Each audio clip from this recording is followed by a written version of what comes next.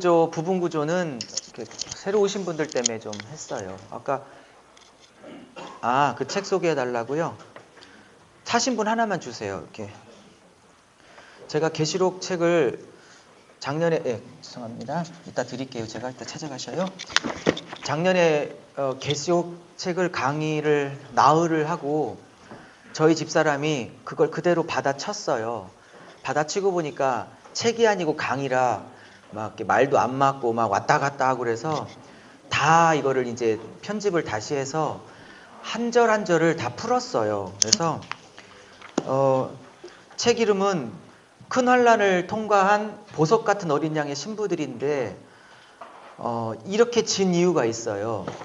큰 환란을 통과했다는 건 어떤 의미냐면 세대주의자들이 말하는 것처럼 그게 4장 휴거든 7장 휴거든 11장 휴거든 14장 휴거든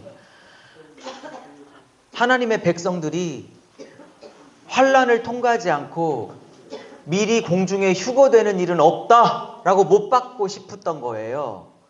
그래서 인재양, 나팔재양, 대접재양 그 전에 통과한다고 휴거된다고 자꾸 4장 휴거서를 그렇게 한국에서 주장하는데 한국은 이게 심각해요. 한국은 여러분은 어떨지 모르지만 한국은요. 거의 99.9%가 다 세대주의적 계시록 세미나인데 몇백 명씩 와요.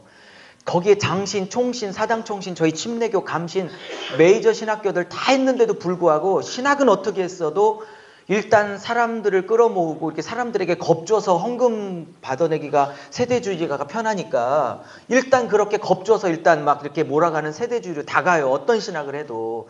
그래서 제가 반기를 들은 거예요. 그래서 성경 전체에 환란을 면제해 주는 법은 없는 거예요. 성경 전체는 환란을 면제하지 않고 환란 가운데 이길 수 있는 힘을 주시는 게 성경인 것이지 고난을 면제하는 게 아니라 고난 이길 주시는 게 성경인 거지. 할렐루야. 그래서 환란을 통과해야 한다는 것을 주장한 거고 즉 세대주의 해석을 반대한다는 뜻이고 왜 보석같이 썼냐면 환란을 통과하는 게 목적이 아니에요. 환란을 통과하면 꼭 나와야 될 자리가 있어요. 성도들이. 그게 보석 같은 신부들로 나와야 하는 거예요. 그리고 그 어린 양의 아내로서 반드시 서야 되는 거예요. 그죠? 그래서 건강한 관점으로 이제 쓴 거고 이 책은 일반 성도들이 읽을 수 있는 설교집은 아니에요. 왜냐하면 한 절 한 절 주석을 했기 때문에. 그렇다고 뭐 리차드 보캄이나 전 세계 뭐 그랜트 오스번이나 G.K. 빌가 같은 이런 학자들이 썼던 전문적 주석서도 아니에요. 저도 다 사봤는데 읽어서 학문적으로는 도움되는데 설교거리를 하나도 못 찾겠어요. 그래서 제가 결심한 건 제가 66권을 이제 계속 시리즈로 내려고 하는데 제가 의도적으로 그 밑에 적용을 위한 주의 설교, 애플리 포지션이란 제가 신조어를 하나 만들었어요. 뭐냐면 애플리 할 때 애플리는 애플리케이션, 적용을 위한이란 뜻이고요. 포지션에서의 포지션은 엑스포지션이라는 강해 설교라는 포지션이에요. 그래서 제가 만든 신조어예요. 애플리케이션과 엑스포지션을 교묘하게 따가지고 그렇게 만들었어요. 그래서 주석서인데 목사들이 바로 설교에 적용할 수 있는 적용을 중심으로 한 주석서를 넣자 그래갖고 넣은 거고요. 한 절 한 절을 다 풀었어요. 한 절 한 절을. 근데 이제 왜 책을 두 권을 만들었냐면 계시록이 총 404절인데 학자들 따라 278절로 보는 학자들도 있고 구약 인용을 많은 분들은 309절까지도 보는 학자들이 있어요. 그냥 대충 평균 잡으면 300절이라 합시다. 그러면 404절 중에 300절이 구약을 인용했다면 한 80% 정도 인용한 거거든요. 근데 그 인용구를 제가 계시록 책을 한 30권도 넘게 봤는데 제가 짜증이 났어요. 책을 읽다 보면 이건 구약에서 어디서 인용했다 그러고 가로만 치고 뭐 이사야 몇 장. 그러면 또 찾아가야 되는 거예요. 공부를 하려고. 그래서 제가 책을 쓰면 그냥 그걸 다 넣어드려야지 이 생각을 한 거예요. 그래서 다 넣었는데 600페이지가 나온 건데 뭐 이 출판사에서 그러면 책 안 팔린다고 놔두만 하고 목사님도 망한다고 그래가지고 근데 그거를 가로만 치자니 목사님들이 분명히 공부할 거 불편하고 제가 확신하건대 안 찾아볼 거 분명하거든. 써놔도 안 읽었는데 지금 이거 가로 놓으면 그걸 굳이 찾아서 봐. 그리고 제가 공부하니까 너무 불편해서 일일이 성경을 찾기가. 그래서 그냥 고민했던 게 그럼 똑같이 내되 여기는 대표적인 성경 구절 하나만 넣고 나머지 성경 구절은 여기다 처리하고 도표 뭐 이런 거 있잖아요. 이런 건 여기다 처리해서 그냥 세트로 내자. 출판사 사장님이 제안을 해서 그냥 조금 가격이 조금 나가더라도 그냥 할 수 없지 뭐 사시고 못 사시면 못 사시고 그냥 알아서 하시라고 저는 그냥 마태복음도 그렇게 강의한 한 250페이지 그다음에 한 절 한 절 푸는 주석서 한 400페이지 이렇게 내년쯤 오면 갖고 올 수 있을 것 같아요. 자, 설명되셨죠? 네, 그게 그 말이에요. 이따 가져가시고요. 자, 이제 사도행전을 좀 나가 보시죠. 이제 본격적으로.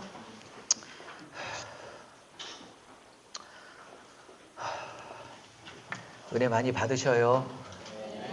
우리 총무님 목사님한테도 말씀드렸지만 좀 부담이에요. 왜냐하면 계시록은 다른 성경에 비해서 익숙하지 않아서 좀 죽을 써도 잘 모르셔가지고 그냥 넘어갈 수 있는데 여기는 너무 잘하시는 내용들이 많아서 원래 설교학교 교수들이 이렇게 얘기하죠. 잘하는 본문 갖고 설교하면 안 된다고.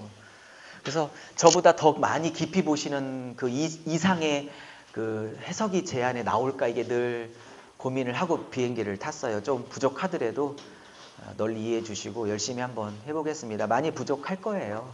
좀 가르쳐 주시고 저는 배울 마음이 늘 있으니까 쉬는 시간에 제가 못 봤던 거 있으면 좀 가르쳐 주시면 또 나누고 배우도록 하겠습니다. 어쨌든 제가 본 것 가지고 한번 쭉 나누어 보도록 할게요. 3일 동안. 자, 저자는 서론부터 가요. 필요한 것이면 옆에 공백에 적으시고요. 강의하는요, 조금 죄송한 말씀을 드리면 제가 너무 한국에서도 매주 전국 세미나가 있어서 그리고 이제 박사과정 하면서 이제 논문도 써내야 되고 그러면서 옛날 마태복음이나 계시록처럼 촘촘히 강의안을 제 양껏 못 써왔어요. 급한 대로 그냥 해왔는데 제 마음에 그렇게 확 마음에 들지는 않아요. 내년에 강의안을 책으로 갖고 올 때는 좀 더 대폭 좀 더 많이 넣어서 갖고 오도록 하겠습니다. 일단 그냥 부족한 대로 그냥 큰 맥은 넣었어요. 큰 맥은. 자, 저자는 당연히 누가입니다. 12사도 중에 들어간 자는 아니고요. 당연히 사도 바울의 평생의 주치의 노릇을 했던 누가입니다. 사도행전 16장에 가면 소위 학자들이 말하는 위 섹션이 있어요. 위, W-E. 우리가라는 단어가 등장하는 게 16장부터 나와요. 그 위 섹션이 한 4장 정도 나와요. 그래서 그 전까지는 우리가라는 표현을 안 써요. 16장부터 우리가라는 표현을 쓰는 거 보면 그때부터 누가가 결합했다고 학자들은 보고 있는 거예요. 그래서 위 섹션이라고 합니다. 그래서 위라는 단어로부터 시작하는 섹션이 한 4개 정도 돼요. 사도행전에. 어쨌든 저자는 누가로 보고요. 저는 하나님이 바울에게 누가를 붙이는 건 참 절묘한 한 수다. 저는 저도 누가가 좀 옆에 있었으면 좋겠어요. 몸이 골골하니까. 그래서 하나님께서 사도 바울에게 전 세계의 영혼들을 추수하는 일을 맡겼을 때 하나님은 그거를 함께 할 수 있는 사람도 곳곳에 붙이세요. 할렐루야. 그러니까 사도행전 28장을 제가 쭉 어제도 다시 봤는데 1시까지 쭉 보면서 느끼는 건 사도 바울 한 사람만 두드러져 보여서 사도 바울 혼자만 이 많은 일을 해낸 것처럼 보이지만 사실은 무명의 수많은 사람들 그리고 한 번 나왔다가 성경에는 안 나오는 사람들 하나님이 수도 없이 붙이셔서 사도 바울로 하여금 전 세계를 복음으로 정복하게 해내셨어요. 사도행전은 한 사람의 능력과 한 사람의 영웅담이 아닌 것이에요.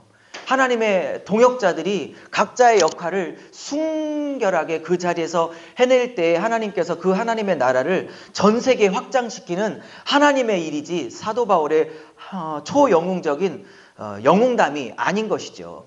자, 누가는 끝까지 동행을 했고요. 대상은 데오빌로입니다. 학자들마다 이 데오빌로가 이 데오라는 게 하나님이고 필로라는 게 이제 사랑한다라는 뜻이기 때문에 이걸 실존 인물로 볼 거냐 아니면 이방 사람들 중에 예수를 믿는 사람들을 그냥 통칭한 상징적인 이름으로 볼 거냐에 대한 학설이 분분한데 저는 두 번째 개연성도 충분히 있다고 보지만 저는 이것을 그냥 구체적인 실명의 이름으로 거론한 게 맞을 것이다. 그렇게 보는 쪽입니다. 자, 기록 목적은요. 제가 사도행전을 쭉 보니까 한 요 정도로 정리하면 되지 않을까 싶었어요. 자, 첫 번째로는 이 데오빌로라는 사람에게 누가복음을 써서 편지를 보냈잖아요. 그래서 누가복음은 데오빌로에게 쓴 예수님의 생애와 사역에 관한 기록이라면, 이제 그 데오빌로가 이제 복음의 기초를 다뤘으니까 이제 그 사람에게 두 번째 양육의 편지를 쓴 것이 이제 사도행전으로 되어져 있는 거죠. 자, 두 번째는요, 전 세계에 복음이 어떻게 확장되어져 가고 있는 하나님 나라의 확장의 역사를 28장까지 잘 담고 있어요. 누가가 이 데오빌로에게 이 편지를 쓸 결심을 안 했다면요, 우리는 초대교회가 어떻게 성령의 강림을 역사를 경험하고, 어떻게 그게 유대를 먹고 사마리아를 먹고, 어떻게 안디옥을 먹고, 그리고 어떻게 로마까지 이 복음이 정복하고 확장되어 가는지에 대해서 전혀 알 도리가 없었던 거예요. 그죠? 근데 누가가 이것을 편지를 씀으로써 이게 하나님 나라의 역사를 역사적으로 잘 알 수 있게 되어지게 된 거죠. 자, 세 번째로는 성령님이 officially 공식적으로 이 땅에 임하셨던 사건이 잘 기록되어져 있죠. 네 번째로는 이 성령 강림으로 인하여 교회가 어떻게 탄생했고 어떻게 부흥의 역사를 맛봤는지. 다섯 번째로는 그 부흥의 역사 가운데에서도 사단은 어떻게 이 부흥의 역사를 막고 방해했는지가 아주 잘 나타나져 있죠. 제가 어제 저녁에 또 보면서 느낀 건, 사도행전의 그 초대교회 부흥의 역사는 평안하고 순풍에 돛단 듯이 그렇게 부흥되지 않았다는 사실이에요. 내적인 공격, 외적인 공격들을 다 받아가면서 그거를 성령 안에서 기도하면서 이겨가면서 교회가 부흥을 맛본 거지, 문제없이 순풍에 돛단 듯이 그렇게 교회 부흥을 맛본 게 아니에요. 모든 문제들을 이겨내면 부흥이 있고, 모든 문제를 이겨내면 부흥이 있고, 이런 패턴이에요. 교회에 어떤 내적인 외적인 공격이 있으면 그것을 교회가 하나 되고 기도하고 성령의 음성을 듣고 잘 이겨내잖아요. 그러면 공식적으로 그 다음에 교회에 큰 부흥이 있더라, 교회에 큰 부흥이 있더라, 이런 패턴을 가지고 있어요, 사도행전에. 그러니까 여러분, 그리고 저와 여러분 안에 당하고 있는 교회에 여러 가지 크고 어려움들이 있지만 그것들이 성령 안에서 잘 이겨지고 극복되어지면 그 다음에는 반드시 부흥이라는 패턴으로 하나님께서 역사하세요. 그러니까 오늘 갖고 계신 어려움들이 있다면 이 어려움 다음에는 반드시 하나님께서 주고자 하시는 부흥과 축복의 역사가 이 말씀 그대로 이루어질 수 있게 되기를 주님의 이름으로 기도드립니다. 그 다음에 여섯 번째, 성령의 능력으로 전 세계 복음화가 어떻게 되는지 보고, 7번은 제가 사도행전을 풀어가는 제 관점이에요. 다시 말하면, 제가 한국에서 한국은 여기보단 책을 구하기가 조금은 쉽잖아요. 그래도 좀 싸고. 주석서를 보고 설교집을, 강해집을 보고 이렇게 봐도 주로 능력받아서 안진뱅이 일으키고 능력받아서 막 교회 부흥시키고 막 교회가 막 폭발적으로 터져나가고 이런 쪽으로 주로 사도행전을 그리는 주석서나 강해집이 많은데, 제가 보는 사도행전은 조금 각도가 좀 달라요. 제가 보는 각도는 이런 각도예요.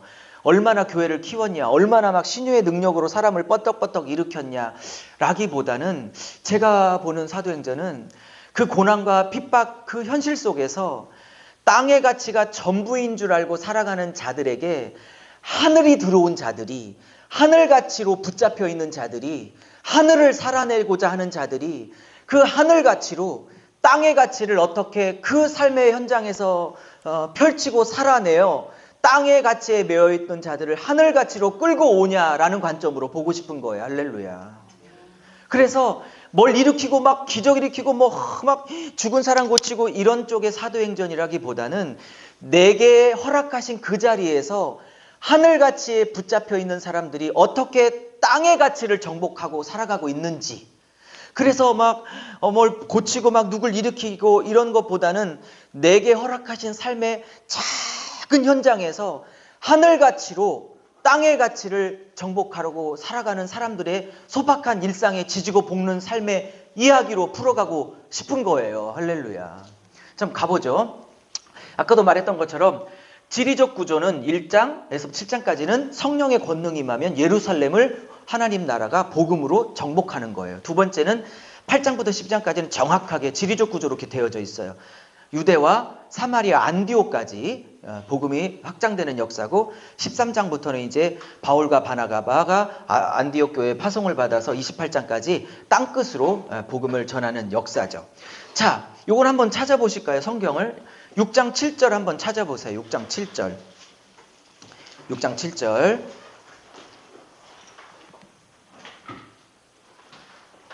자, 내용이 많아서 슉슉슉슉 가야 될 것 같아요. 6장 7절.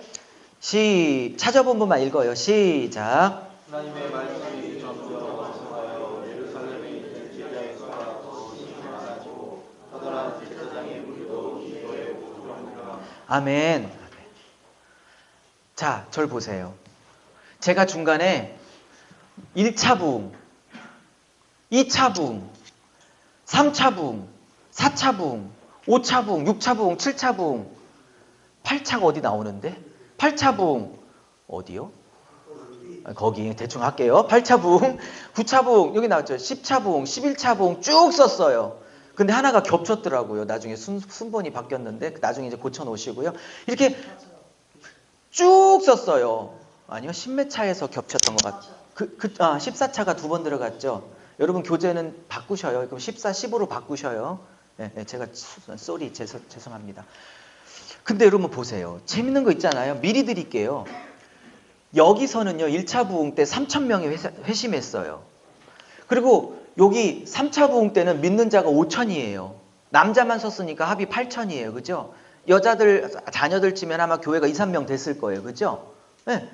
그리고 4차부터는요. 명수가 안 나와요. 그죠? 28장까지 몇 명이 안 나와요. 그럼 여쭤볼게요. 이때 3,000명은 의도가 있지 않을까요? 이때 5,000명은 의도가 있지 않을까요? 그리고 숫자를 없애고 그냥 큰 무리가 나오는지라, 허다한 무리가 나오는지라 이런 식으로 그냥 명수를 없애요. 그러면 여기서 2장에서 말하는 3,000명이 회심했다는 3,000에는 반드시 숫자의 의미가 있는 거고, 그죠? 여기서 4장에서 나오는 3차 부흥 5,000명이 회심했다는 건 당연히 의도가 있는 숫자예요. 만약에 이게 의도가 없다면 여기서부터 그냥 숫자가 10,000명, 12,000명 이렇게 숫자로 가야 될 거거든요. 근데 여기 두 개만 딱 숫자로 얘기해놓고 나머지는 큰 무리가 나왔다라고 딱 끝내요. 이따 설명할 거예요. 이게 굉장히 재밌는 부분이에요. 그리고 숫자를 더 이상 말하지 않고 부흥의 형태를 말하는데 큰 무리가 나왔다라고 얘기해요. 그러면 큰 무리가 나온 것이 진짜 부흥이냐? 저는 그렇게 보지 않는 거예요. 저는 사도행전에서 말하고 있는 진짜 부흥은 그게 교인이든 개인이든 한 단체든 뭐든 하나님의 말씀이 그 개인이나 그 교회나 그 소그룹이나 그 지역에 하나님의 말씀이 흥왕하여 하나님의 말씀이 세력을 얻어가는 거를 부흥으로 보고 싶은 거예요. 그러니까 사이즈가 명수가 커져가는 걸 부흥으로 보려면 점점 그 명수를 계속 기록을 해야 됐거든요. 근데 기록을 딱 멈추고 지금 하나님의 말씀이 점점 왕성해져서, 그렇죠? 12장에도 보면 또 나와요. 12장 어디쯤 가면 12장 끝날 쯤 보면 어디 12장 여기 하도 많아. 저기 보면 저기 있죠. 10차자 부흥할 때 12장 하나님의 말씀이 흥왕하여져, 그죠? 그다음에 19장 어디쯤 또 나와요. 여기 17자 부흥 나오겠네요. 주의 말씀이 힘이 있어 흥왕하여 세력을 얻음. 할렐루야. 이 개념이 들어오니까 명수가 폭발적으로 부흥해야 부흥이 아닌 거고요. 명수가 작든 크든 간에 그 심령 안에, 그 교회 안에 하나님의 진리와 복음이 그 사람들을 장악해가고 그 사람들의 삶을 바꿔가고 그 사람들을 변화시켜가고, 할렐루야. 그러고 있으면 부흥인 거예요. 근데 거기에 10만 명, 20만 명, 30만 명 있다 한들 그 말씀이 그들에게 어떤 영향을 미치지도 못하고 그 말씀이 그들에게 어떠한 기준이 되지도 못하고 말씀이 그들에게 무관한 삶을 살아가고 있다면 제가 보는 사도행전은 절대 부흥이 아닌 것이에요. 그러나 작은 모임이 구성되어져 있다 할지라도 한 사람 한 사람이 그 안에서 이렇게 말씀이 그 사람 삶 속에서 힘을 얻어서 그 사람 안에서 말씀이 흥황하고 그 사람의 삶 전역에 영향력을 미치고 있다면 제가 보기에는 부흥인 것이에요. 그래서 그 교회 사이즈에 관계없이 말씀이 흥황하면 그 교회는 반드시 부흥하고 있는 것이다. 저는 그렇게 보고 있는 거예요. 마음에 안 드시나 봐요. 돌려드릴게요. 끝! 저는 그렇게 본다는 거죠. 자, 12장, 그러니까 그만 찾아. 여기 아까 봤으니까. 자, 키아준 구조로 제가 조금만 분석해 보면요.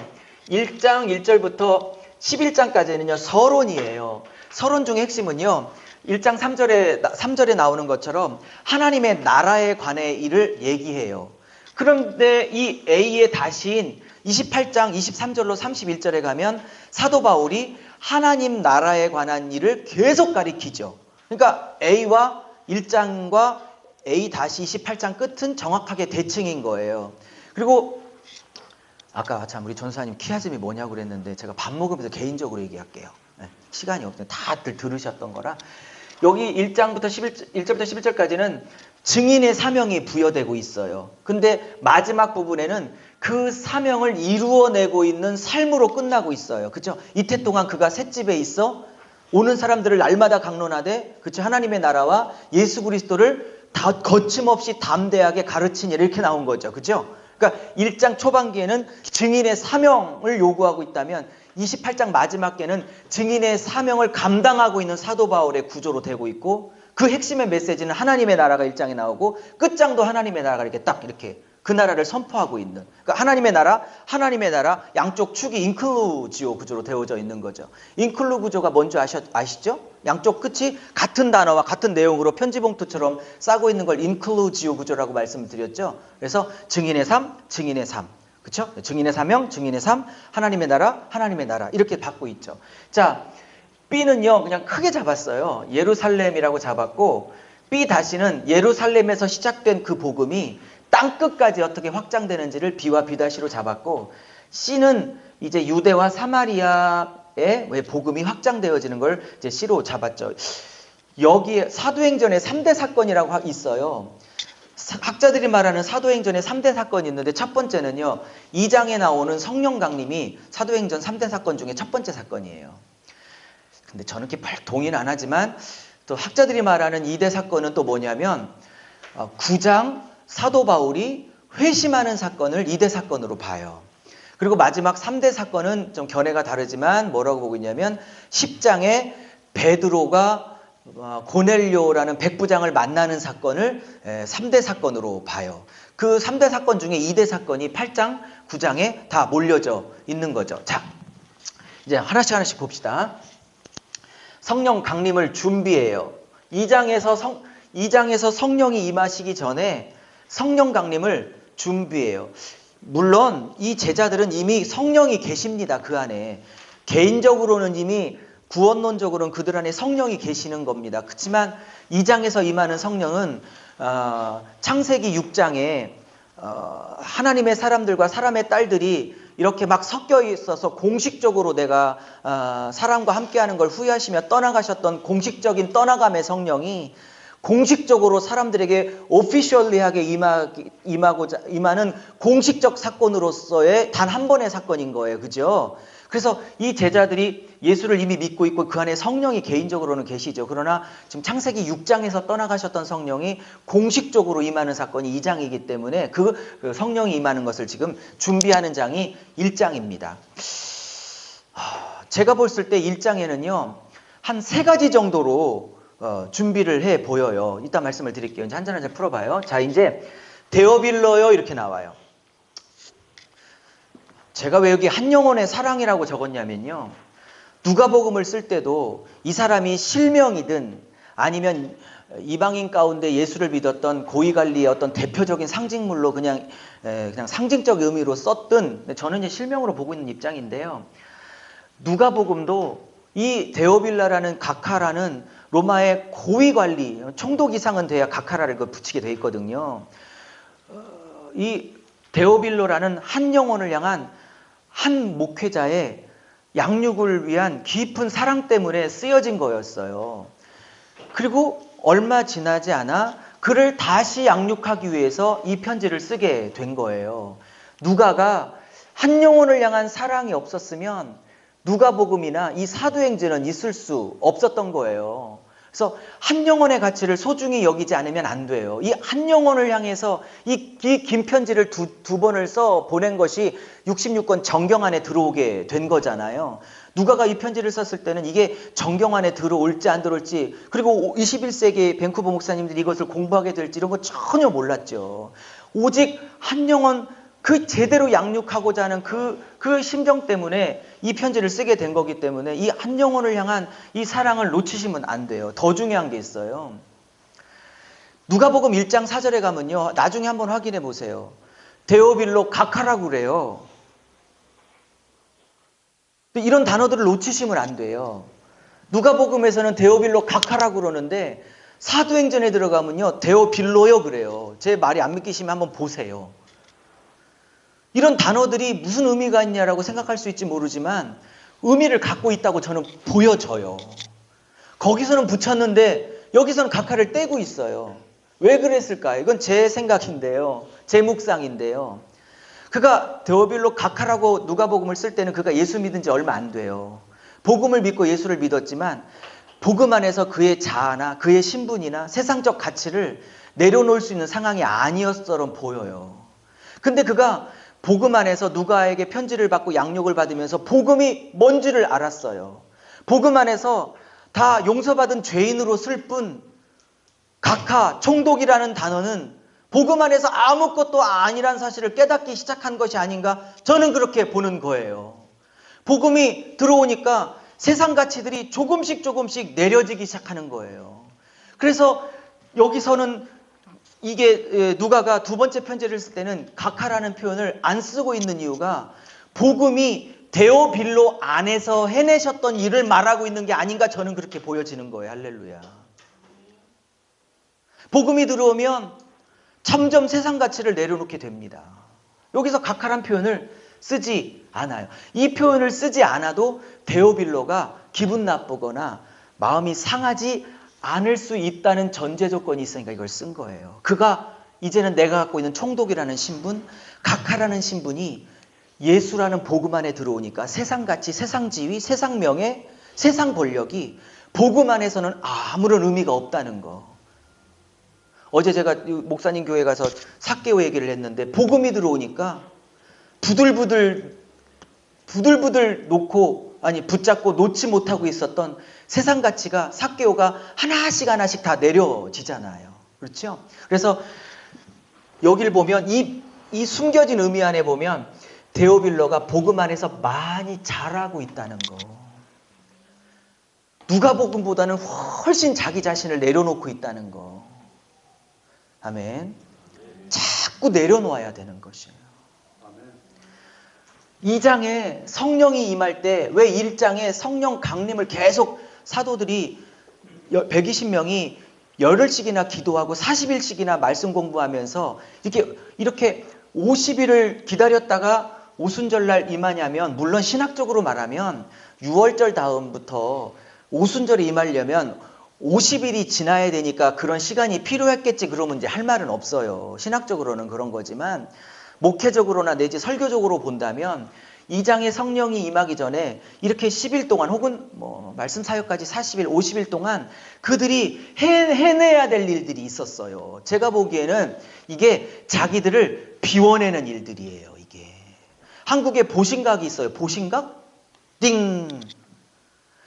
여러분, 종소리가 공명이 크려면요 많이 비워진 것만큼 크답니다. 이렇게 모신 얘기를 했어도 아멘을 안 하시는 거 봐. 다시요. 종소리가 크려면요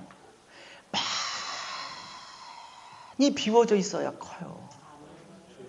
2장에 와서 2장에 임하셨던 성령이 이 사람들을 통해서 복음이라는 공명을 전 세계에 펼치기 위해서 1장에서 자기들을 계속 비워내고 있는 거예요. 지금 공명이 크려면 다 비워져야 하는 거예요.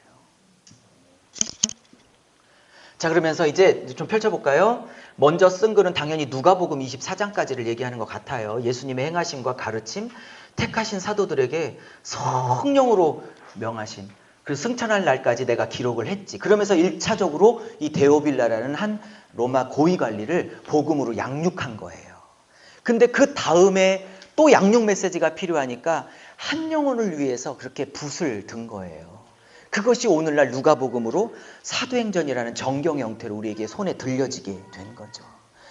이 데오빌로가 실존의 사람이었다면 이 산 사람을 향한 누가의 그렇게 양떼를 향한 한 영혼을 향한 사랑이 없었다면 이 누가복음과 사도행전은 우리 손에 들려질 리가 없었던 거예요. 그러면서 여기서 재밌는 얘기를 하는데 예수께서 이렇게 행하시고 가르쳤는데 요게 핵심이에요. 요게. 의도적으로 강조하는 거예요.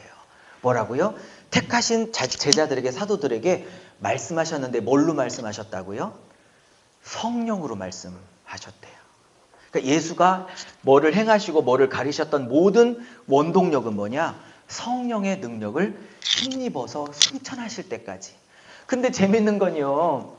제가 작년에 와서 말했는지 모르지만 예수께서 올리워 가시더라는 표현이 있어요. 여기는 안 적었나? 거기 1장 몇 절에 보면요. 예수께서 그렇죠. 구름 위로 올리어 가시더라 그렇게 나오죠. 1장 몇 절이에요 그게? 몇 절? 6절? 7절? 11절이요? 네, 하여튼 뭐 11절이요 목사님? 네, 11절. 네. 그거요 수동태예요. 네. 뭐라고요 목사님? 이걸요? 네. 그게 수동태예요. 그러면 예수님이 이 땅에 오셔서 성령으로 나셨다 할 때도 그거 수동태거든요. 그리고 예수님이 이 땅에 마지막으로 예수님의 모습을 그릴 때도 구름 위로 올리어 가셨다라고 하고 수동태로 나와요. 그러면 마태복음 1장에서 나오는 성령으로 나셨다 할 때도 수동태고 예수님이 40일 말씀 사역 끝나고 이제 승천하실 때도 수동태로 나와요. 이게 굉장한 의미를 갖고 있는 거예요. 저는 굉장하다고 보는데 그냥 예수님이 구름 타고 올라가셨다라고 시상을 능동태로 쓰면 또 어떠겠어요. 그죠? 근데 예수님의 처음 잉태도 수동형으로 쓰고 예수님이 올라갔다는 것 그렇게 안 써요. 올리워 가셨다고 쓰지. 정확하게 헬라 원문에. 그러면 예수님의 처음과 끝을 다 성령으로 시작하고 성령으로 마무리하고 그것을 능동태가 아닌 수동태로 그리고 있는 저자들의 의도는 뭘까? 제가 생각하기에는 예수께서 철저하게 자신의 힘과 능력이 아닌 오직 성령의 능력과 성령의 힘을 의존하셔서 처음과 끝을 마무리하셨다는 걸 말하고 있는 것처럼 보여요.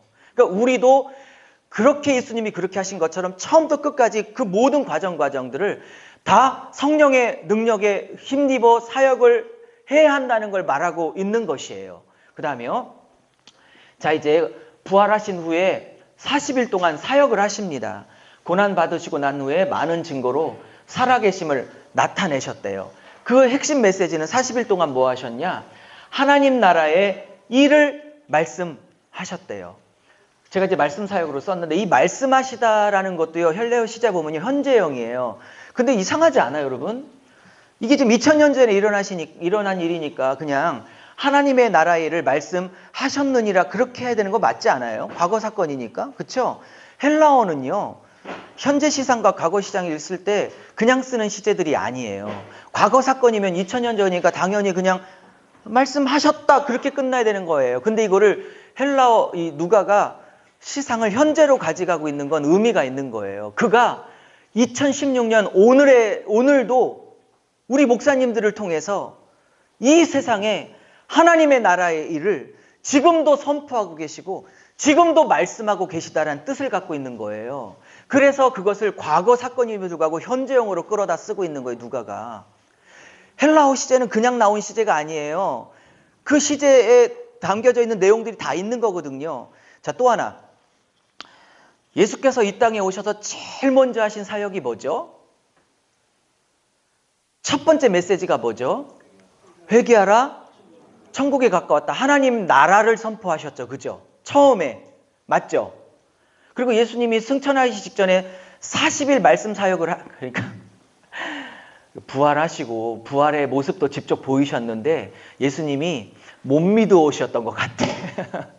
그러면서 40일 동안 제자들을 특별 말씀 집회를 하셨는데 그 핵심 주제가 하나님 나라에 관해서 말씀 집회를 40일 동안 쭉 돌아가시고 다시 승천하신 거예요. 그러니까 처음에 오실 때도 하나님의 나라, 마지막에 오셔서도 못 믿어서 주님이 또 가리킨 것도 하나님의 나라. 근데 그것을 이어받았던 사도 바울도 여기 28장 제일 마지막에, 요거는 계시록인데 잘못 붙여온 거예요. 이건 계시록 내용이니까 없애시고요. 여기 이거 그가 28장 30절 31절에 그가 마지막으로 사도행전을 끝내는 것도 하나님의 나라. 그렇죠?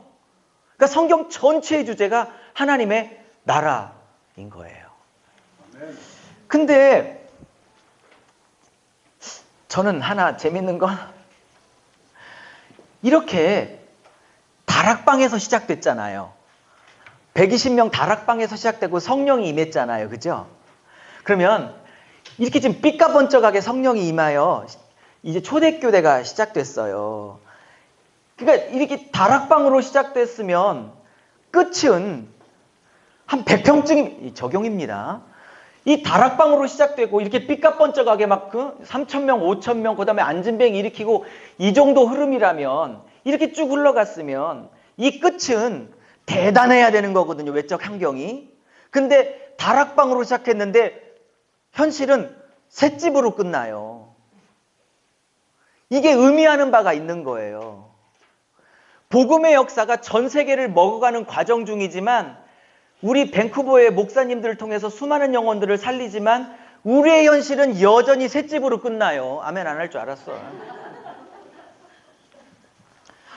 우리는 이렇게 삐까번쩍하게 시작했으면 이 복음의 능력 때문에 비록 다락방에서 시작했을지라도 이 삐까번쩍한 복음의 능력 때문에 우리의 현실의 끝은 적어도 100평으로 끝내주기를 바라는 거예요. 적용이에요. 그런데 성경은 이렇게 끝나요. 복음은 막 삐까번쩍하게 시작해서 전 세계를 지금 먹어갖고 있는데 그것의 통로가 되고 있는 사도 바울의 현실은 셋집으로 끝나요.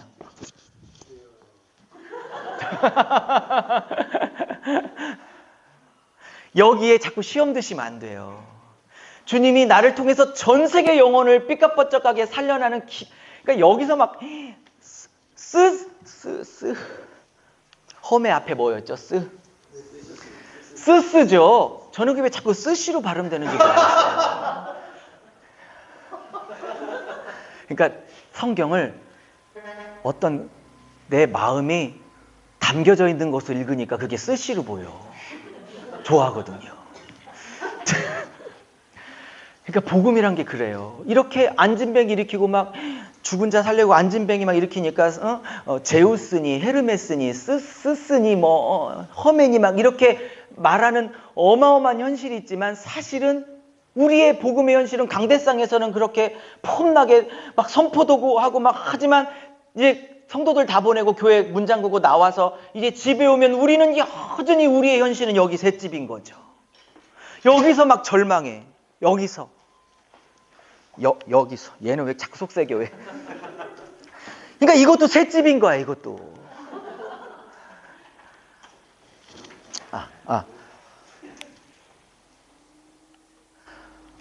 그러니까 하나님이 내가 복음을 전한다는 이유로, 그러니까 제가 고린도 후서를 아직 강의를 안 했는데 내년에는 오세정 목사님이 내년에 뭐 할지 절대 얘기하지 말라고 그랬어요. 또 밝힐지 모르니까. 근데 고린도 전서는 한 번 했죠. 네. 그때 고린도 후서에 나오죠. 이 질그릇이라는 단어가 후서죠. 그런 거예요. 우리는 보배라는 걸 질그릇에 담았어요. 우리가 질그릇이고 예수님이 보배예요. 그러면 우리는 보배를 담았다는 이유로 보배가 오기 전까지는 질그릇이 있을지도 몰라도 보배가 담긴 순간 보배 때문에 스테인레스로 바뀌길 원해. 근데 막 아멘이 막 나오잖아요. 이 속 깊은 얘기가 본인도 모르게. 근데 주님은 보배가 담겨졌다는 이유로 내 삶을 갑자기 질그릇에서 금그릇으로 안 바꿔요. 질그릇대로 그냥 둔 상태에서 그 질그릇이 담아내고 있는 보배만 영광을 받기를 원하시는 것이지, 그래서 질그릇을 그냥 그대로 둬요. 우리는 여기서 다락방으로 시작했지만 비록 다락방이지만 이것이 진행되면서 끝은 한 100평이나 200평으로 받기를 원하지만 주님은 여전히 셋집으로 인생을 마무리하고 있다는. 근데 이 셋집에서 요 단어가 중요해요. 담대히, 거침없이, 주눅들지 않고, 우울증 걸리지 않고.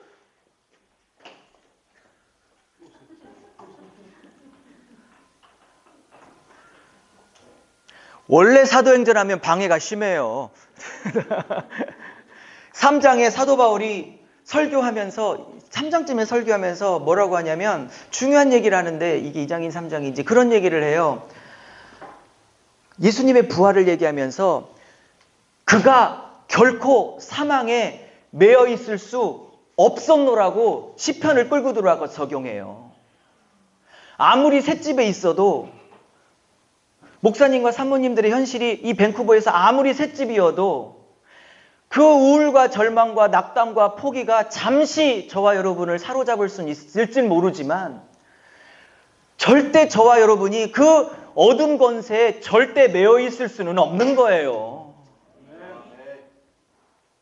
그 절망과 자포자기와 그 무력감과, 시애틀 갔더니 막 교회가 디프레션이 돼가지고 그 어떤 것도 안 하려고 그래요. 어떻게 해도 소용이 없고 이제 완전 포기 상태에 다 들어가셨더라고. 거의 막 절망 가운데. 제가 막 그것을 3일 동안 싸워내면서 일으키는데 얼마나, 물론 제가 하는 게 아니고 성령께서 하시지만 정말 너무 힘이 들더라고요. 어떻게 해도 교회가 안 되고, 어떻게 해도 안 모이고, 어떻게 해도 현실은 안 보이고, 어떻게 해도 안 되니까, 이 방법 저 방법 어떤 것을 해도 안 되니까 그냥 밥 먹으러 오셨더라고요. 서로 절망과 절망을 이야기하려고. 3일 동안 하나님의 나라를 얘기하면서 절대 사망 권세에 매여 있을 수 없음을, 그 어둠 권세가, 그 절망의 권세가, 우울과 좌절과 자포자기가 우리를 절대로 매여 있게 할 수 없음을, 생명의 능력이 다시 한번 그 권세를 삼킬 수밖에 없는 복음의 권세를 선포했어요. 이 3일 동안에 이 어둠 권세가 절대 우리를 사로잡지 못하게 될 것을 선포하고, 오히려 그 생명의 권세가 어둠의 권세를 다 먹어버릴 수 있는 축복이 있게 되기를 바랍니다. 비록 여기로 결론을 낸다 할지라도 여기서 절망할 필요가 없는 거예요. 여기서도 담대히, 거침없이. 그 이유는 뭔지 아세요? 이렇게 할 수 있는 비결이 뭔지 아세요? 이렇게 할 수 있는 비결이 18장에 나와요. 18장에. 그가 하나님 말씀에, 저기 제 레이저 보이세요? 그가 하나님 말씀에 붙잡혀서 그래요. 하나님 말씀에 붙잡혀서 어렵고 힘든 현실을 이길 수 있는 힘을 하나님의 말씀에 붙잡혀서 가는 거예요. 할렐루야. 자, 그 다음에요. 주님께서 말씀하십니다. 지금도 이거 현재형을 쓰고 있다는 건 하나님께서 지금도 성령을 통해서, 말씀을 통해서 하나님의 나라의 일을 지금도 말씀하시고 계시는 현재형이다. 이렇게 말씀을 드린 거고요. 자, 명령이 떨어집니다. 그 유명한 1장 8절. 예루살렘을 떠나지 말고. 저는요, 궁금했어요. 왜 성령을 꼭 예루살렘에서만 받아야 되나. 마가복음을 이어보면요, 예수님의 제자들이 다 예수님과 함께 갈릴리로 가셨거든요. 그렇죠? 승천도 갈릴리에서 하신 것처럼 이렇게 나와요. 그죠? 근데 사도행전에서는 거기서 승천한 게 아니라 어디? 여기죠. 그러면 갔다가 왔다가 뭐 이런 과정을 뭐 편집 비평을 보면 그렇게 볼 수는 있는데, 왜 하나님께서 예루살렘을 떠나지 말라고 하셨을까? 이게 장소적인 의미가 뭐가 있을까? 아직도 다는 모르겠어요. 근데 왜 예루살렘을 떠나지 말라고 하셨을까? 한번 생각을 해본 적 없으세요? 꼭 여기서만 성령을 기다려야 하나요? 이 장소가 뭐가 특별해서가 하나요? 제가 볼 때 예루살렘을 떠나지 말라고 하는 건 예루살렘이 어떤 특별한 장소적인 의미를 갖고 있어라기보다는, 제가 생각하는 이 떠나지 말라는, 이 예루살렘을 떠나지 말라는 의미는 이런 것 같아요. 제가 보기에. 이 예루살렘은 어떤 장소죠? 제자들에게는. 이 예루살렘은 어떤 장소예요? 제자들에게는.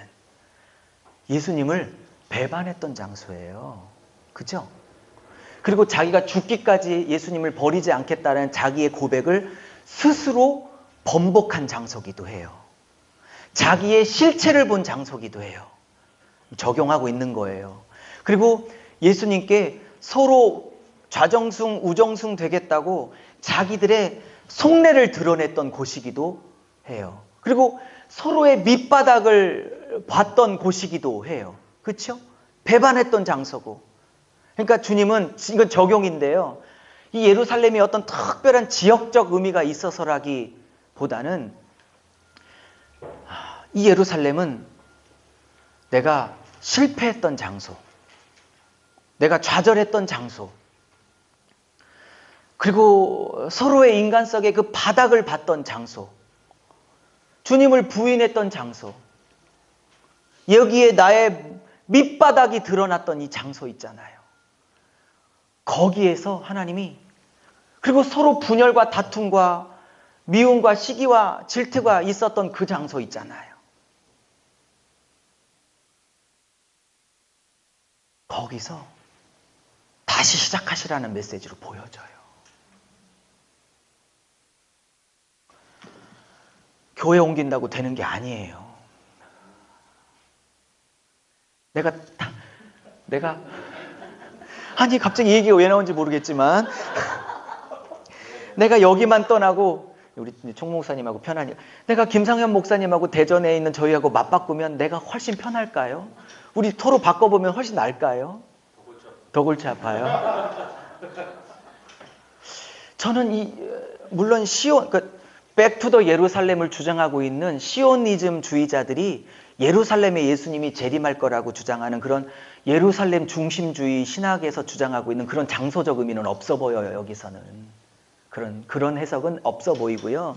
제가 보기에 이 장소는 좌절과 절망과 실패와 분열과 자기 인간성이 드러났던 장소, 남들의 인간성을 봤던 그 장소, 훤히 다 들어보고 그 속들이 다 드러나서 그 사람이 어떤 사람인지 속속들이 다 알았던 그 장소. 이제는 그 사람과는 연합할래야 연합할 수 없고 이 교회를 한 교회를 이루고 싶은 마음이 전혀 안 들 것 같은 그런 내 목회 현실의 장소가 아닌가 싶어요. 혹시 이 얘기가 진도가 안 나가는 거 보면 분명히 교회를 옮기고 싶은 분이 10분은 넘은 거야 지금 여기서.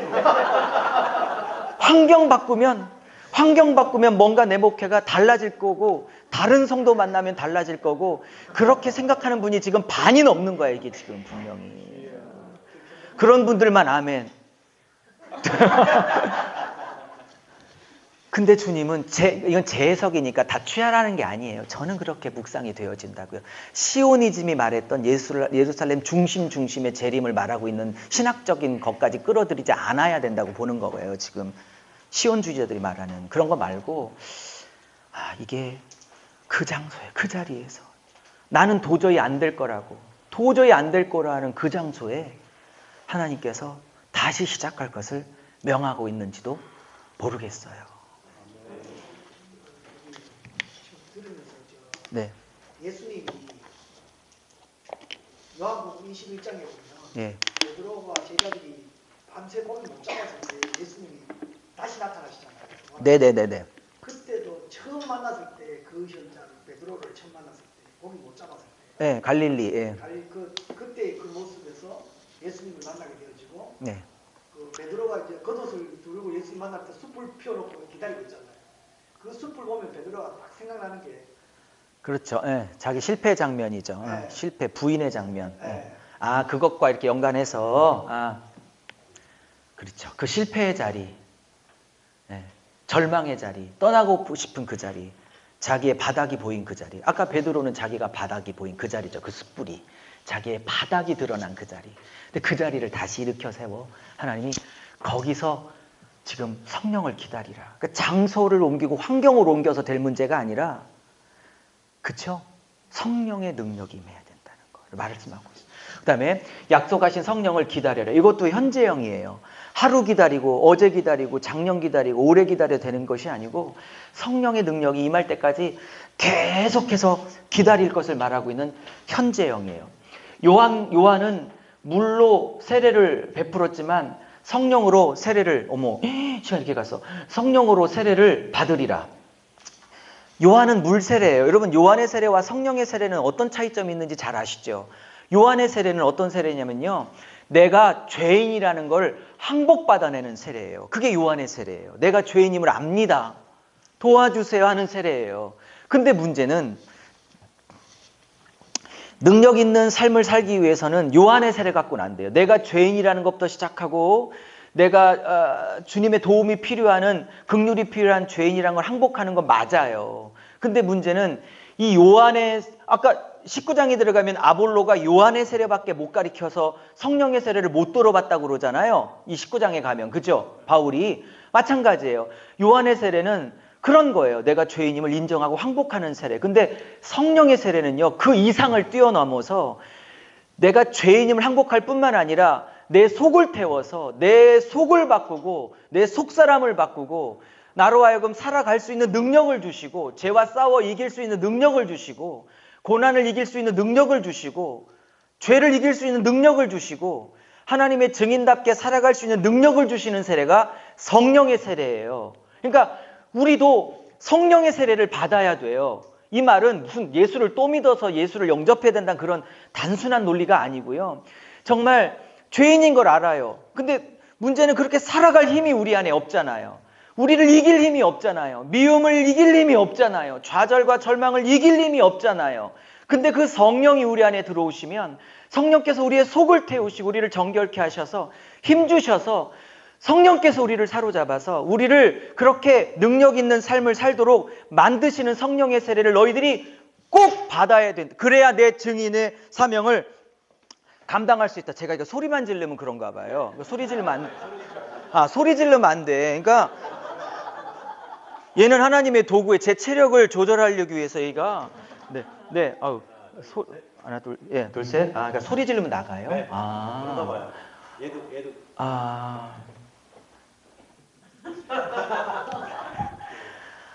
알파고야. 인공지능 어떻게 알죠? 그래서 성령으로 너희들은 완전히 충만하게 잡혀야만 이 복음의 증인 일들을 감당할 수 있다. 자, 그러면 좀 진행해 볼게요.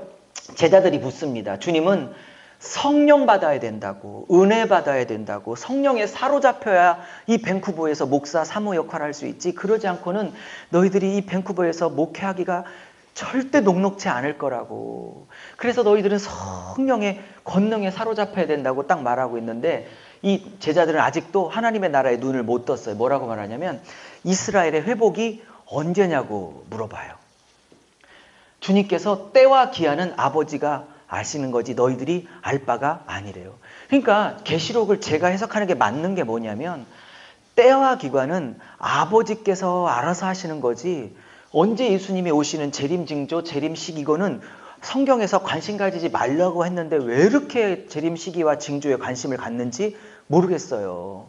자, 여기서 두 가지 사람의 종류가 보여요. 어떤 종류가 보이냐면 좀 적어보시죠. 그 교재 나와 있는지 모르겠는데 지금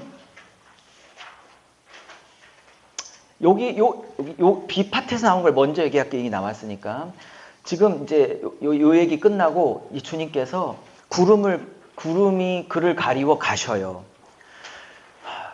성경에서 구름 타고 올라가셨기 때문에 구름 타고 내려온다라는 건 실제 물리적인 클라우드를 타고 내려오신다는 뜻이 전혀 아니에요.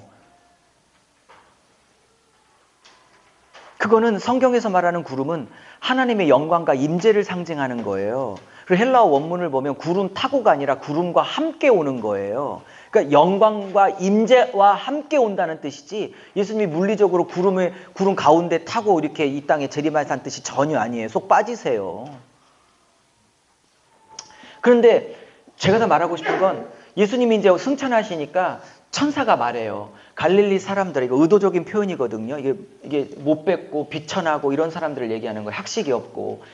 어찌 하늘만 쳐다보는가. 너희들이 본 그대로 오시리라. 제가 1장을 보면서 두 종류의 크리스찬들이 보여져요. 첫 번째는요. 여기요. 이스라엘의 회복이 언제입니까? 라고 하면서 땅의 일만 관심 받는 한 부류가 보여요.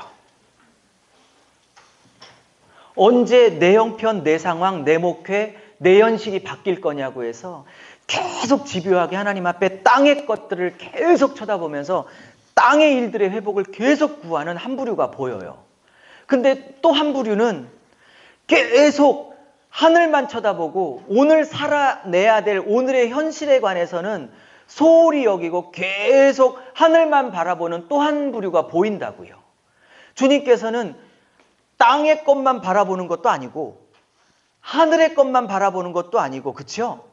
하늘 가치로 이 땅을 살아가는 자들을 원하시고 계시는 게 분명해요. 근데 1장에서는 제가 보니까 지금 이 제자들은 계속 땅의 일만 관심을 갖고 살아가는 부류, 여기서는 계속 땅의 일이 어떻게 되든 간에 하늘만 그러니까 이 천사가 왜 자꾸 하늘만을 쳐다보느냐 이렇게 말하고 있죠. 이 말은 의도가 있는 거예요.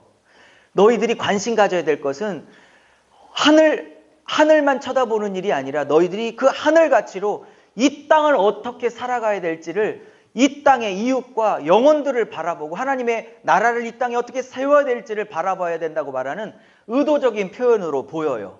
그러니까 두 가치죠. 계속 땅의 일을 추구하는 자, 땅의 일은 관심 없고 계속 신령한 거, 영적인 세계 이런 것만 추구하고 있는 자 두 부류가 사도행전 1장에 이렇게 포진되고 있는 것처럼 보여지는 거예요. 자, 성령의 권능이 임합니다. 성령이 임하면 권능을 받는데, 이때 권능은요 두나미스예요. 근데 이때 두나미스는요 좀 적어보세요. 디모데후서 1장 7절 8절에서 나오는 두나미스랑 같은 단어예요. 그러면 디모데후서 1장 7절 8절에서 나오는 두나미스는 뭐랑 연결되고 있냐면 하나님의 능력을 조차 할 때가 그 두나미스거든요. 하나님의 능력을 조차 복음과 함께 고난을 받으라 이렇게 나와요. 그러면 디모데후서 1장 7절 8절에서 나오는 하나님의 능력이란 그 두나미스는 뭐를 요구하는 능력이냐면 그 복음과 함께 고난을 견디고 이기게 할 수 있는 능력을 말하는 게 분명하거든요. 그래서 사도행전 1장 8절에서 나오는 이 권능은요, 물론 3장에서 안진뱅이 고치고 2장 3장에서 5,000명 3,000명을 회개시키는 그런 기적적 표적적 능력도 당연히 포함하고 있는 거예요. 뿐만 아니라요, 여기서 말하는 성령의 권능은 사도행전 전체를 봤을 때는 내가 죽어서 살려내는 일에, 내가 고난을 겪어서 남들을 살려내는 일을 감당하게 할 수 있게 하는 성령의 능력을 말하고 있는 게 맞아 보여요. 그러면서 예루살렘과 유대와 사마리아와 땅끝까지 이르러 내 증인이 되리라. 이때 증인이 너무 잘하듯이 당연히 마루투스잖아요. 이 마루투스라는 게 증거하다는 뜻도 당연히 사전적으로 있어요. 근데 이 단어가 당연히 또한 순교자라는 뜻도 당연히 포함하고 있는 단어예요. 이 단어는 순교자라는 뜻으로 더 많이 쓰이고 있어요. 그러면 저는요, 사람들이 진짜 뭔지도 모르고 권능을 자꾸 구해요. 자꾸 막 산에 가서 막 성령의 권능 구하는 이유가 뻔해요. 어디서 꽂혔냐면 여기에 꽂힌 거예요. 여기에 꽂히고 막 이 3,000명에 꽂히고 5,000명에 꽂힌 거예요. 근데 여기서 말하는 성령은요, 이 권능이 진짜 임하면요 증인돼요. 다시 말하면 성령의 권능은 나를 죽게 하는 권능이, 나를 죽게 하는 권능, 나를 죽여서 남을 살리는 권능. 할렐루야. 그게 복음이에요. 자, 넘어갈게요. 자, 그러면서 아까 이제 설명했고요. 자, 이제 마가다락방에서 기도를 합니다. 11 제자가 기도를 해요. 여기 3명이 빈 건 이제 가룟 유다가 이제 탈락을 했던 거고요. 여자들이 나와요. 어머니인 그 예수님의 어머니인 모친도 나오고 예수의 제자들이에요. 자, 1장은 2장에 성령이 강림하기 전에 준비해야 될 준비장이에요. 그렇죠? 그러면 제가 보기에 1장에서는 준비를 3가지 하는 것으로 보여요. 첫 번째로는 예수께서 40일 동안 계속 말씀 훈련을 시켜요. 그러니까 그 교회가 영적인 부흥이 일어나기 위해서 저는 1장의 맥으로 보면 3가지가 필요하다고 보여지는 거예요. 첫째, 말씀의 훈련이에요. 말씀의 훈련. 계속 말씀을 지속적으로 계속 양질의 말씀을, 하나님 나라 중심의 말씀을 계속 전하는 거예요. 둘째 필요하다면 두 번째는 기도예요. 전적인 기도. 이 10일 동안에 왜 10일 동안 기도했을까요? 물론 당연히 오순절 때 임해야 되니까 10일을 채워야겠으니까 당연히 신학적으로는 당연히 10일을 기도해야겠죠. 근데 이 10일 동안 여러분 기도라는 게 뭐예요? 자꾸 자기를 비워내는 거잖아요. 그러니까 계속 이 기도를 통해서 자기의 자신의 모습들을 계속 기도하면서 비워내고 말씀을 통해서 공급받고 이 두 가지가 필요한 거죠. 근데 여기서 하나 더 중요한 것이 있다면 제 개인적으로지만 이 사람들의 구성원들을 한번 보세요. 이게 사도행전의 굉장히 중요한 관점인데요. 제가 사도행전을 이렇게 여러분보다 먼저 보면서 느낀 거 뭐냐면요. 1차, 2차, 3차 전도여행, 그 초대교회 부흥의 역사를 보면요. 그 전에 교회가 막 분열돼요. 뭔가 문제가 생겨요. 그런데 그것이 기도하면서 성령의 능력 안에서 잘 마무리되어지고 하나가 되어지고 연합이 되어지면 그 다음에 반드시 부흥을 하나님께서 주시는 패턴으로 가고 있어요. 그 참 신기해요. 오늘이나 내일쯤 보면 아시겠지만 교회에 부흥이 있거나 1차 전도여행, 2차 전도여행 사이에 15장 예루살렘 공의회가 있거든요. 거기에 할례를 줘야 되느냐 말아야 되느냐 때문에 심각한 신학적 논쟁이 벌어지잖아요. 근데 그것이 서로 간에 조금씩 교리를 양보하고 조금씩 자기의 생각을 타협해서 이렇게 하나로 접점을 찾는 것과 관계되어져서 15장 이후 16장부터 큰 유럽 선교에 큰 장이 열려요. 이게 아직 무슨 말씀인지 모르시겠지만 여기도 마찬가지예요. 하나됨과 부흥은 굉장히 밀접한 연결을 갖고 있어요. 까마겠네. 굉장히 밀접한 연관을 갖고 있어요. 그래서 사람들이 말씀이 있고 그 말씀이란 장자기 위에 기도의 능력이 임해서 막 부흥이 일어났다 그렇게 보는데 그것도 맞고요. 근데 한 가지 놓치면 안 될 게요. 이게 교회의 연합과 하나됨을 전제로 해요. 그 다음에 꼭 사도행전은 부흥의 패턴을 이어가요. 굉장히 중요한 패턴이에요. 뭐 많지는 않지만 교회 집회를 다녀보면 교회가 분열이 있고 서로 시기가 있고 다툼이 있고 이렇게 서로 파가 있고 있는 교회는요.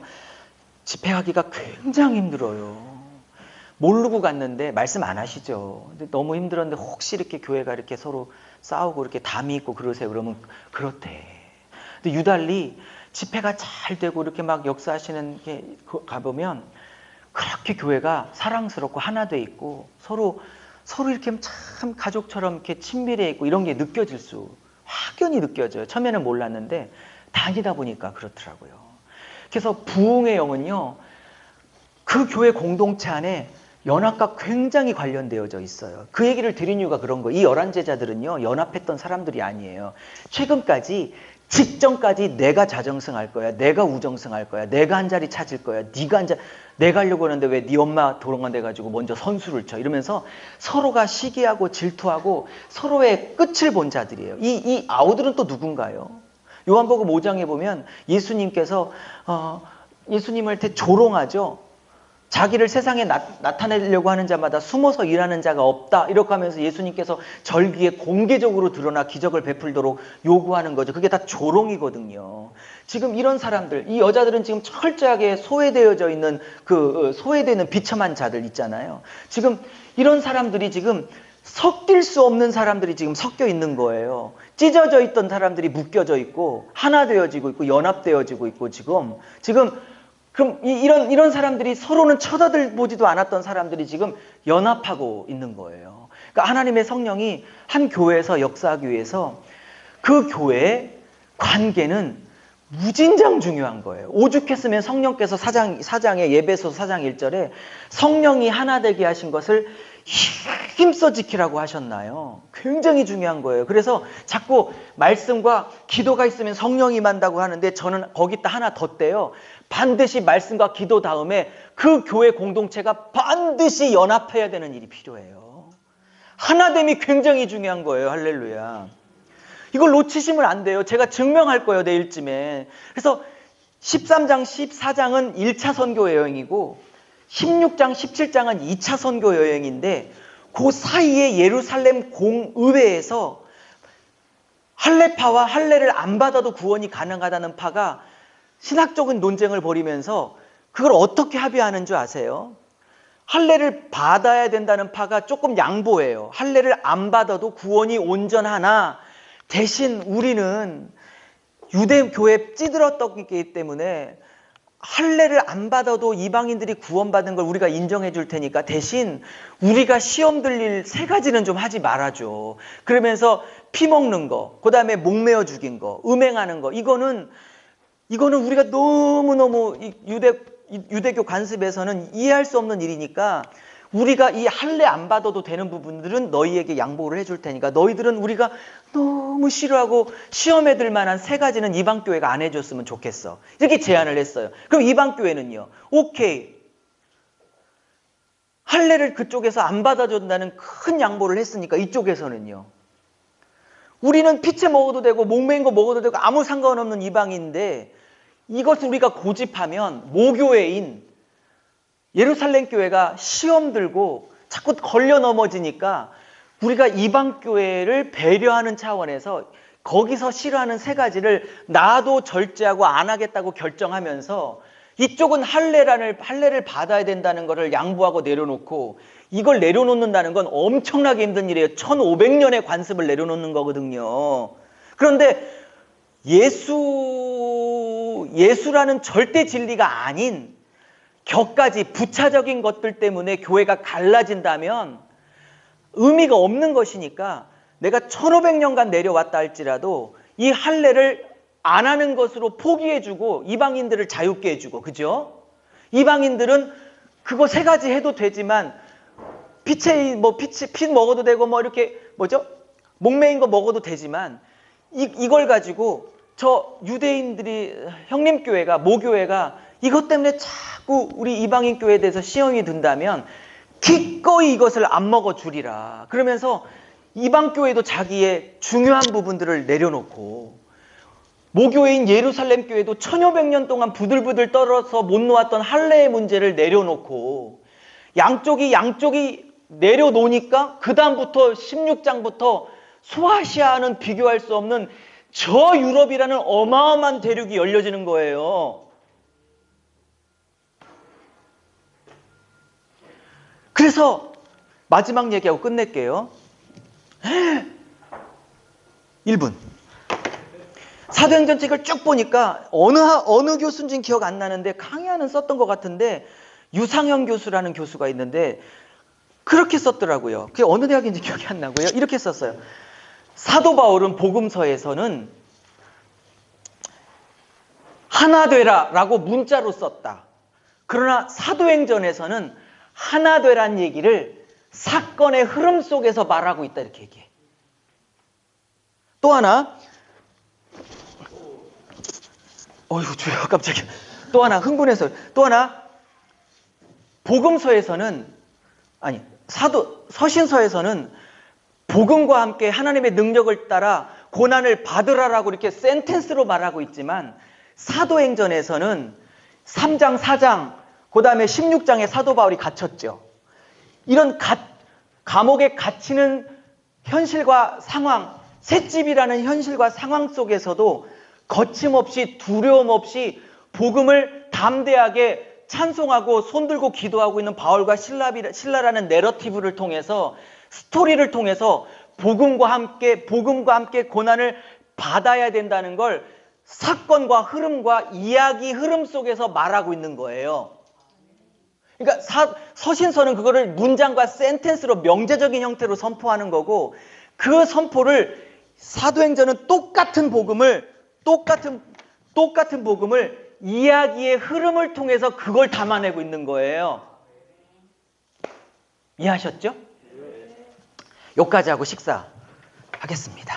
하나님 아버지 감사합니다. 이제 계속 펼쳐질 사도행전을 통해서 더 큰 은혜 주시고 무엇보다도 성령의 권능을 부어주셔서 지식으로만 끝나는 시간이 아니라 우리가 함께 통성으로 기도도 할 텐데 주님 성령 임하셔서 하나님 이 밴쿠버에 하나님의 영광과 나라를 세워가는 그 일에 하나님 우리를 강력하게 새롭게 하시고 또 충전시켜 주시고 회복시켜 주셔서 증인 사명 잘 감당할 수 있는 저희들이 될 수 있도록 은혜 베풀어 주시기를 원합니다. 예수님의 이름으로 감사하며 기도 올렸습니다. 아멘. 수고하셨습니다.